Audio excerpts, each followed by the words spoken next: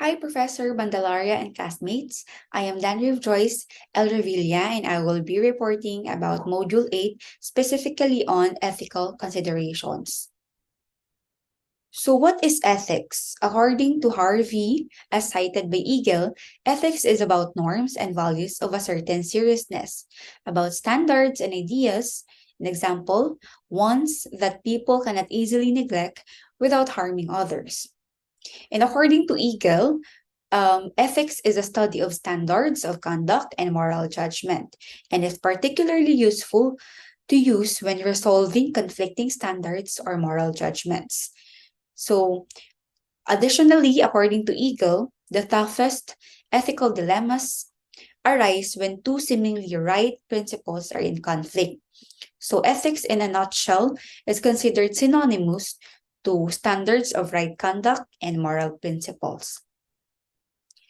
Research ethics and the NHS. So just a quick backgrounder, NHS stands for National Health Service, and there is what we call NHS Research Ethics Committee, or NREC. It provides clearance or approval to research proposals or any research-related activity after a thorough review. And according to its official website, this committee's priority is to protect the rights, safety, dignity, and well-being of research participants. So, Table 3, as shown in the PowerPoint presentation, shows or differentiates audit, service evaluation, and research. Table 3 is a useful checklist in order for us to know whether advice, review, and approval from the NHS is needed or not. So, one takeaway from this table is that there is a probability that majority of social marketing research studies will fall under the category of audit and service evaluation. However, REC, or the Research Ethics Committee, can still be approached for comment or advice. This is the continuation of Table 3. And from what we can see, clinical audit and service evaluation share some same features, such as in the intervention in which they allow healthcare professional and patient to choose before the audit. So in the end, the table showed that both audit and service evaluation does not require REC review, while research was required. Code of ethics. Here are some benefits of application or using the code of ethics. First, it educates inexperienced practitioners and sensitizes them to issues they may encounter in the future, thus preparing their minds to come up immediately of solutions. Next, it shows the commitment of an organization or sector to establish credibility. Exhibiting conduct that is according to the code of ethics shows credibility, which will improve an organization's image or reputation. Next, it provides a moral compass or a moral standard. Next, it motivates good practice, and protects both professionals and beneficiaries. We must always remember that codes are not intended as censorship. It does not aim to restrict, but rather to provide norms and beliefs as mechanisms for motivating good conduct. So, specific social marketing codes have been proposed to address ethical challenges that may occur during development and implementation of intervention. Additionally, organizations that practice code of ethics are more sensitive to ethical problems when they occur, and they choose ethical alternative ways or solutions. Here are some common elements of research-focused codes. So first, respect for participants and target populations, social and cultural sensitivity, justice, informed or voluntary consent, honesty and avoidance of deception, avoidance of conflict of interest. So we must also remember that codes is not equivalent to a panacea. So codes does not solve every single problem or issue that arises. And since social marketing occurs in various sectors such as health, environment, transport, social justice, and others, developing codes that is applicable to all will not will most likely be problematic. So considering that other sectors also already have their existing codes. There are numerous professional and sector codes and other forms of regulation and governance. Hence, consulting the authors or developers of these codes is recommended in order to ensure that maximum benefit is provided for all members of the social marketing community. So that is according to Eagle.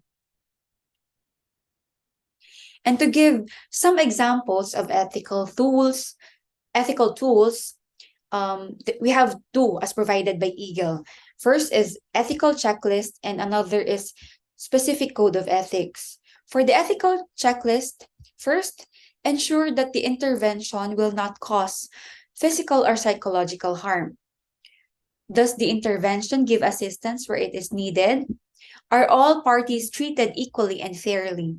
And is the autonomy of the target audience recognized? For the specific code of ethics, do more good than harm. Favor free choice. Select tactics that are effective and efficient. And evaluate the ethicality of a policy before agreeing to develop a strategy. So again, here, these are just examples of ethical tools or codes. And as development communication practitioners, we can add to these codes in accordance to a specific DevCom situation that we are in or that we are trying to solve. So, and also to add ethical frameworks for decision making according to Himsworth et al. First is utilitarianism. It is an ethical choice that results in the greatest good for the greatest number of people.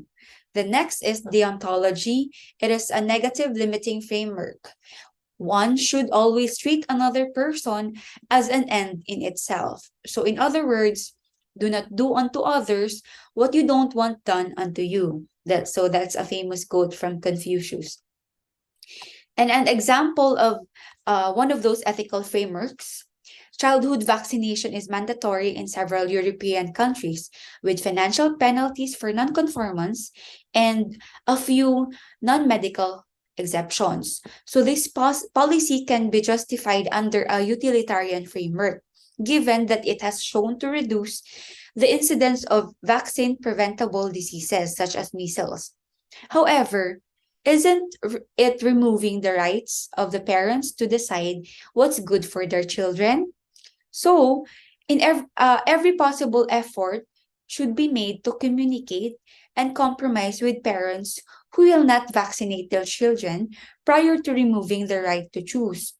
The urgency to communicate is particularly great given that forced vaccination could be viewed as akin to physical assault and thus could constitute a significant harm in and of itself. So, we must always remember that commitment and support from all stakeholders are needed in order for these codes to be effective.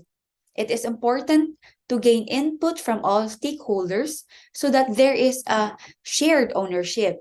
Through this, all stakeholders will feel empowered to contribute, join, and participate in the discussion of these codes as well as in enacting or following these codes. So here are my references for my report, and here are the discussion questions. First, in the benefits of code of ethics mentioned in the report, please choose One, and explain in your own words by citing a personal experience or a situation you have seen in organizations, agencies, or institutions. Another one, do you have in mind one specific statement or question that could be added to the ethical checklist? Kindly share with us. And that would be all. Thank you very much for watching my video report.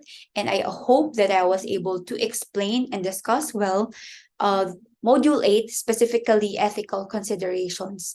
I hope that you will participate in the discussion forum. Thank you again.